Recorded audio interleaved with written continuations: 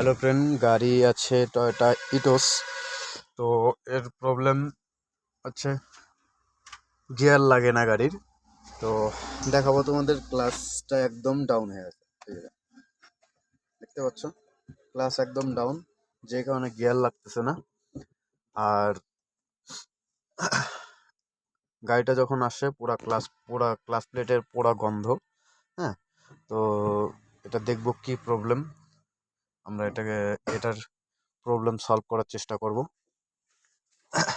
আমি একবার স্টার্ট করে দেখে নিব যে গিয়ার ঠিক মতো পড়ছে কি না।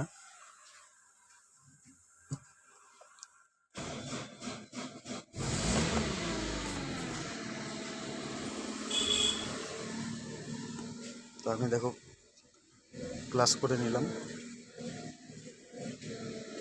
ক্লাস করলাম, রিলিজ বেরিং আওয়াজ শোনা যাচ্ছে।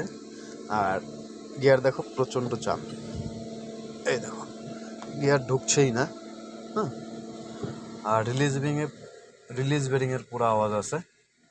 হ্যাঁ, রিলিজ বেরিংয়ের এই দেখো আমরা ক্লাস করে দিচ্ছি, তারপরেও গিয়ার ঢুকতেছে না। মানে ভিতর থেকে ফল্ট হয়ে আছে, হয়তো রিলিজ বেরিং খারাপ হয়ে আছে, নয়তো ক্লাস প্লেটের ফল্ট। তো আমরা এটা গিয়ার বক্স বের করে ভিতরে দেখব কি প্রবলেম হয়ে আছে। রিলিজ বেরিং ভাঙে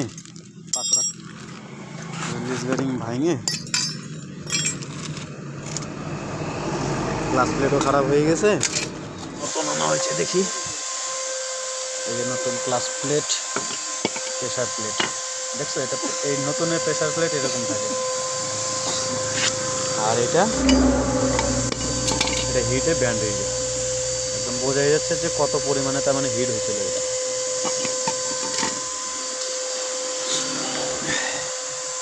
এরকম থাকবে রিলিজ বেরিং।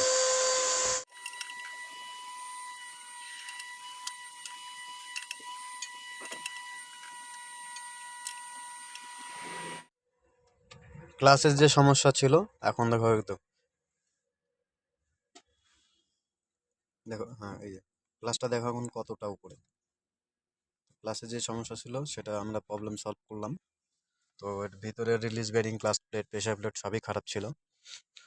তো এবার স্টার্ট করে দেখাচ্ছি।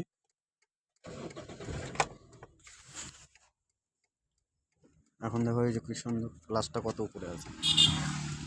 ক্লাস করলাম আর গিয়ার দেখো একদম স্মুথ।